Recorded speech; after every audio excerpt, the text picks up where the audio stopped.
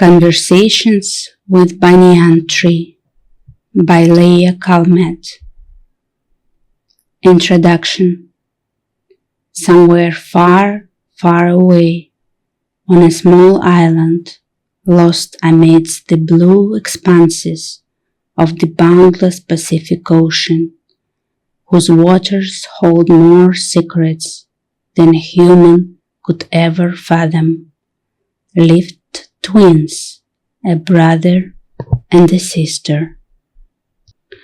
They were still very young when their father built a house on the shore, and their whole family moved into it. In the blue eyes of these children, the ocean shimmered and sparkled, calm like a still sea, but in their depth there was a power that seemed to draw anyone who met the twins into the endless horizons. Their blonde hair, like sand on the shore, shifted between light and shadow, reflecting the sun's brilliance at dawn and the peace of sunset. The brother and sister were remarkably clever and curious, which is why their parents nicknamed them Little Fox and Little Vixen, and it is with these magical names that we will continue our story.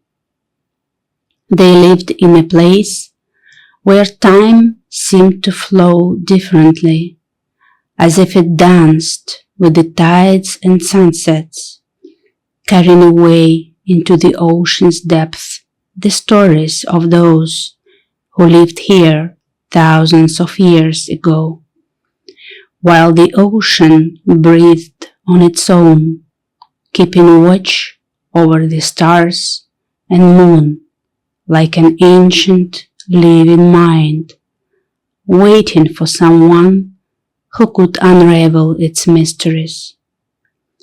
On these islands, sparkling diamond waterfalls intermingled with fire-breathing volcanoes, rushing mountain rivers flowed into serene blue lagoons, and animals, plants, and people lived in love and harmony.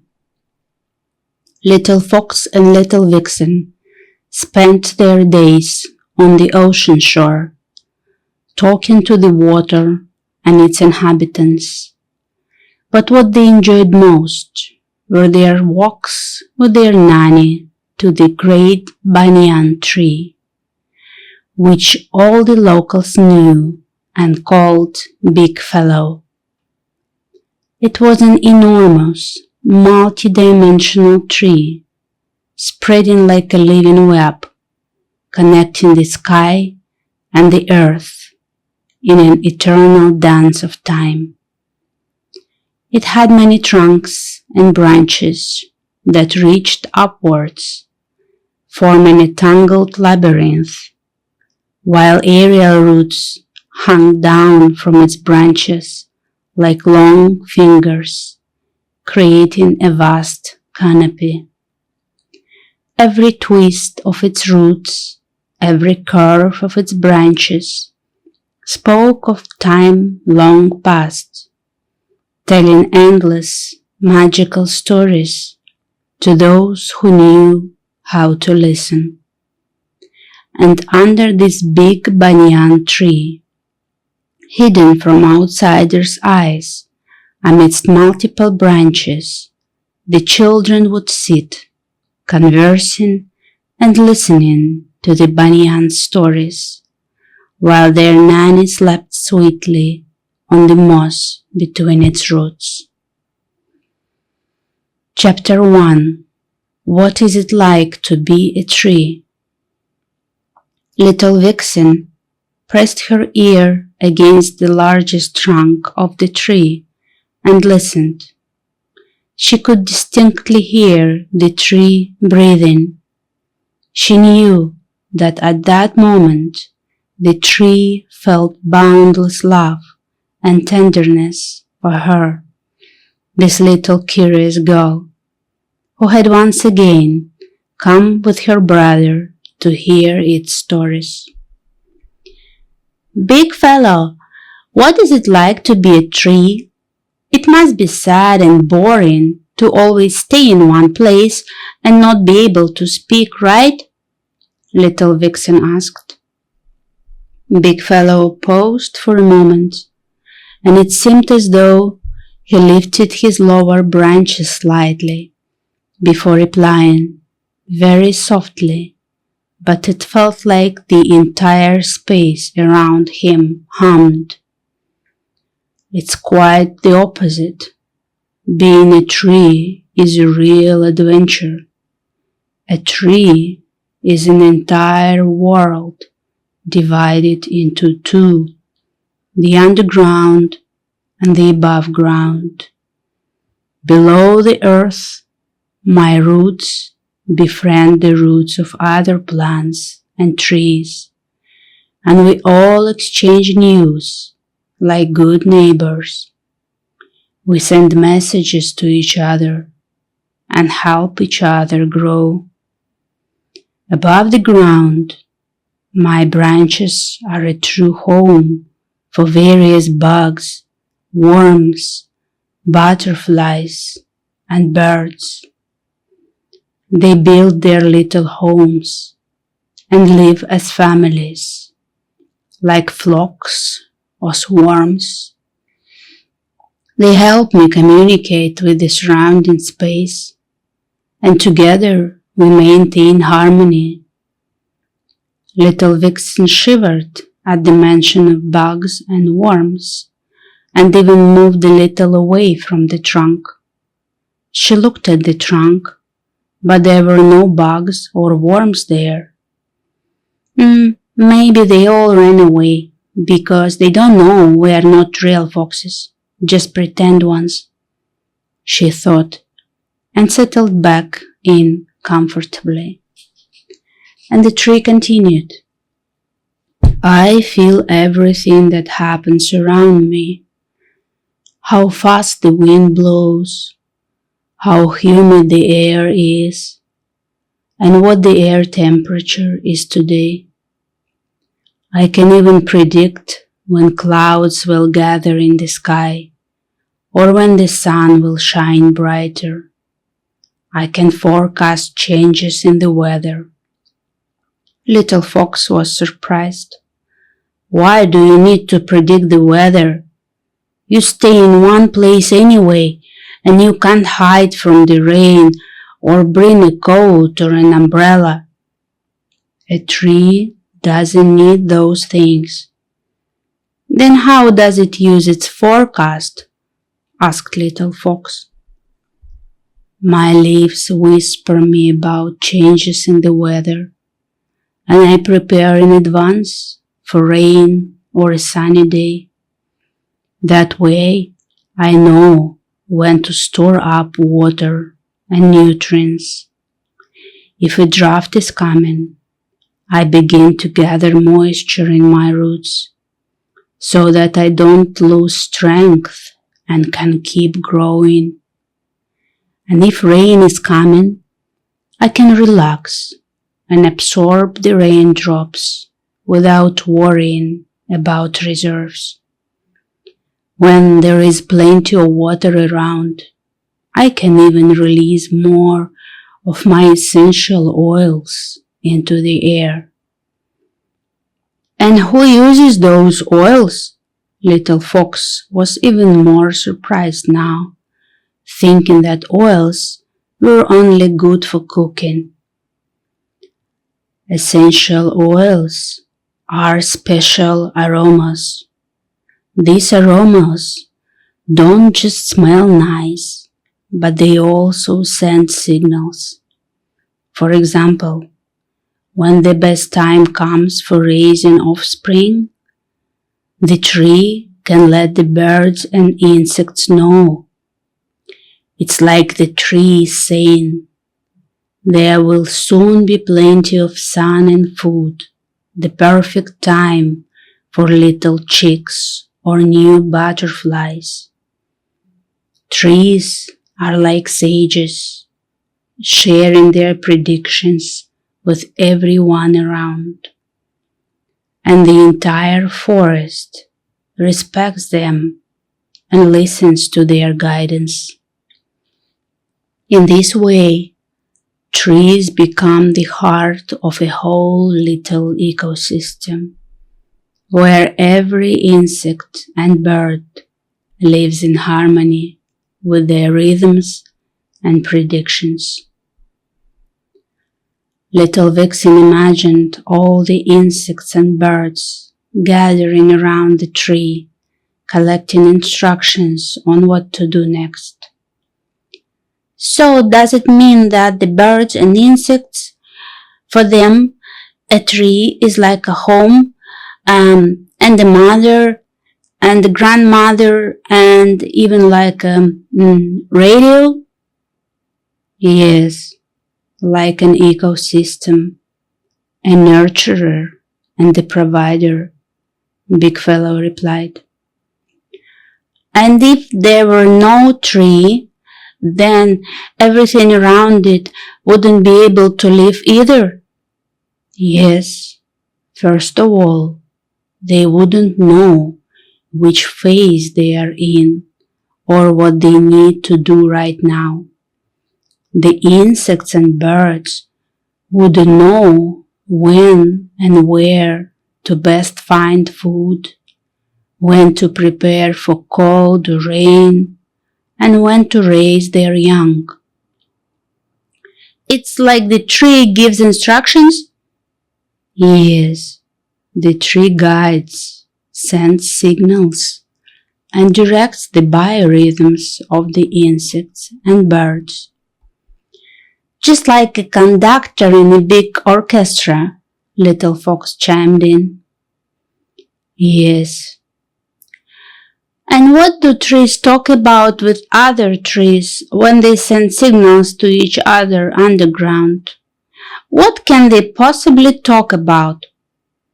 About everything. What do people talk about when they meet? About anything and everything. The same kind of exchange happens between trees. Can trees of different kinds talk to each other? Yes. Do they have something like an underground telephone network? Mom said that mushrooms form a large mycelium network underground, and it's like wires. And could the trees use these wires? No, it's the opposite.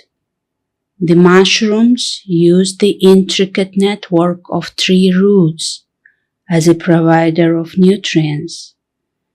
Trees, gathering sunlight and turning it into food, generously share this energy with the mushrooms, passing sugars and other nutrients through their roots. So, it's like they are your underground children who need to be fed, aren't they? No, they are not children. Mycelium is a remarkable and self-sufficient network, spreading its delicate threads underground, which scale can match the spread of the tree's own roots. It stretches across vast areas like an underground web, living its own life. But even such a mighty being needs allies who can help it survive and thrive. For mycelium, moisture, shade, and stable temperature are crucial, and these are provided by trees with their sprawling crowns and roots. Trees, by regulating humidity and protecting the soil from the scorching sun, create coolness in their root zones.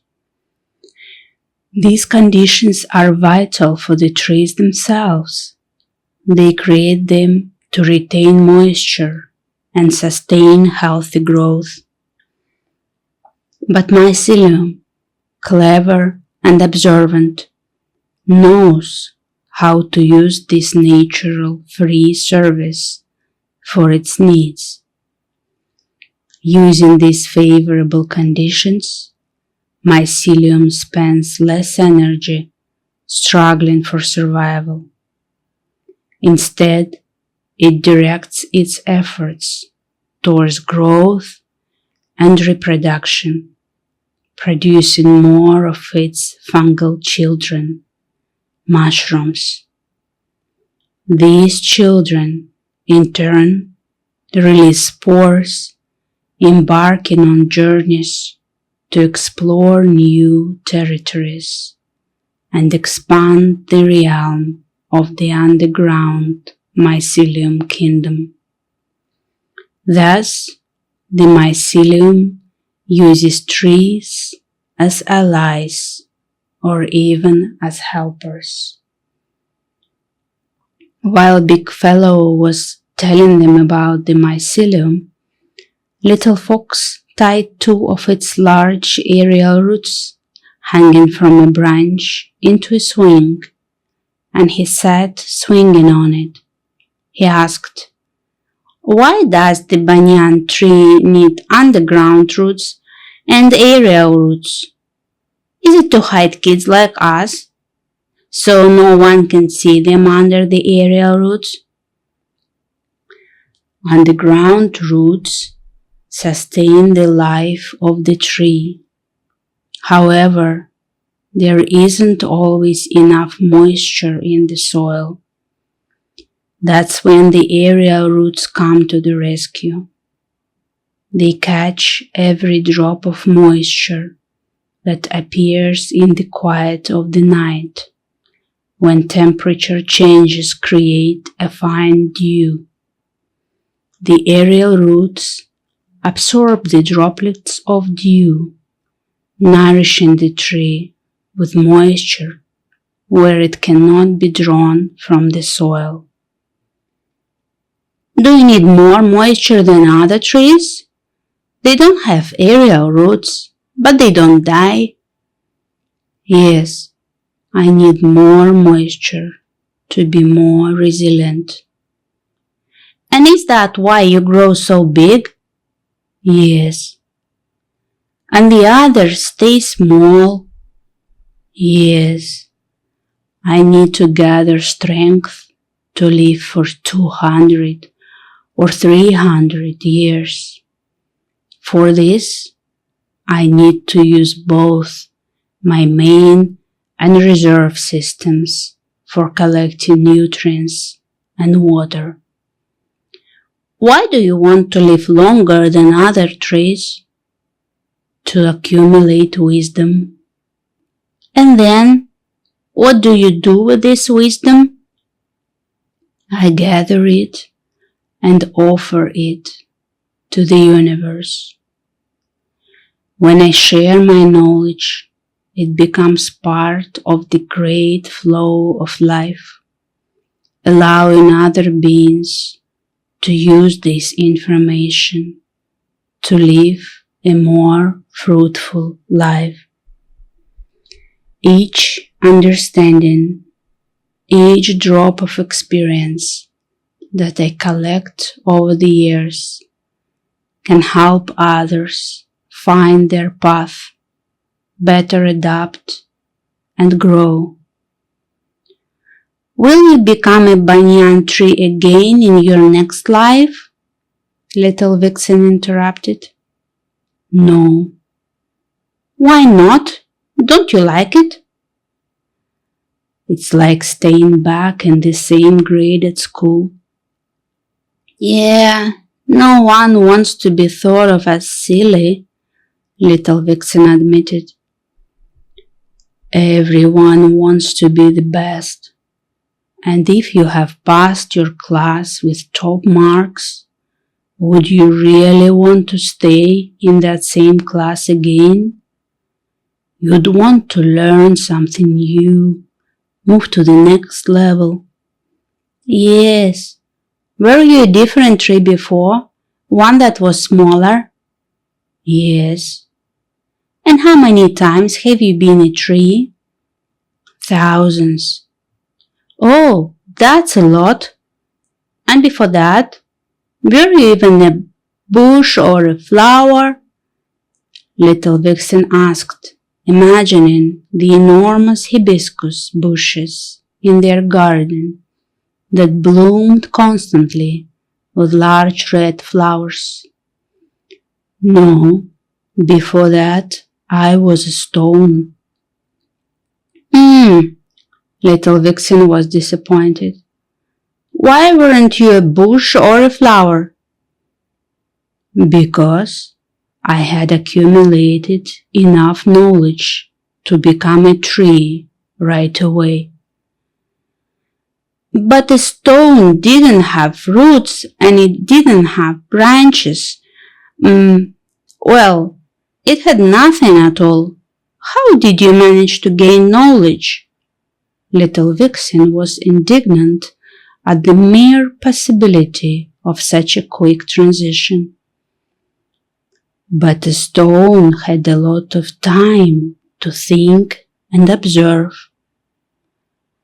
And now that you are a tree, do you think a lot? All the time. What do you think about, for example? About my children who live within me. Right inside you? And about those who live on me. Inside you, are those the bugs?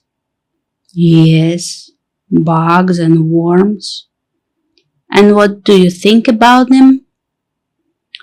That they all come from the same source as I do. They have their place because they are needed by others. And I can help them live by sustaining their lives. I sustain the lives of others. I simultaneously support the existence of hundreds of insect species and dozens of bird species. I am a whole universe. Big Fella paused and fell silent. Then he continued, but I am a universe within a universe. I complete the universe, and the universe completes me. I fill the universe, and the universe fills me. I fill the universe with my existence, my knowledge, and my wisdom, and the universe, in turn, generously shares its boundless possibilities and mysteries with me. The wisdom that I gather becomes a gift that I can pass on to others in the energy field of the non-physical reality, continuing this endless cycle of knowledge and growth. By now, Little Vixen and Little Fox were both asking questions, one after another, and the tree tried to answer everything it could hear. And when people come to you, like us, and sit beneath you, or climb up and look around, do you feel them? Do you think about them? Yes, I feel joy. Why do you feel joy? Because people who come to me feel my energy, and these people become more sensitive to all the subtle energies that surround them. They become one with us. They become better, lighter, kinder. And that makes me happy. I love it when my presence can improve the beings around me, when my presence can generate even more love. Even more love, joy, and light. How wonderful! Little Vixen clapped her hands, jumped up, and started dancing. Big fellow, how old are you? 158. And how many more years can you live? Or would you like to live? It all depends on what happens around me.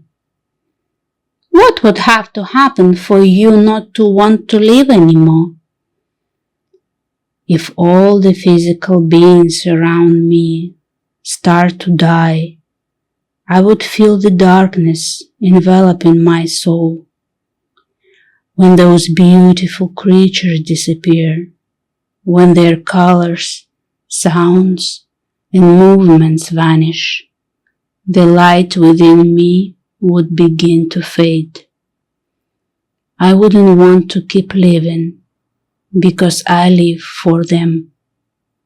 If they disappear, I would lose the meaning of my existence. And if everything stays good, how much longer would you live?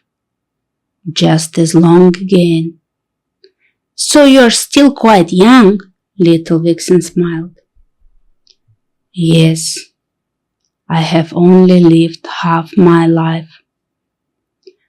At this point, the nanny woke up, checked her watch, and hurriedly told the children that it was time to go home for dinner, as the whole family was already waiting for them. The children, almost in unison, said to the tree, "Thank you so much for all your answers today, big fellow. Can we come back again tomorrow and talk to you some more?" Of course, come back. I'm not planning to leave this place anytime soon. End of chapter 1. Conversation with Banyan Tree by Leia Kalmet.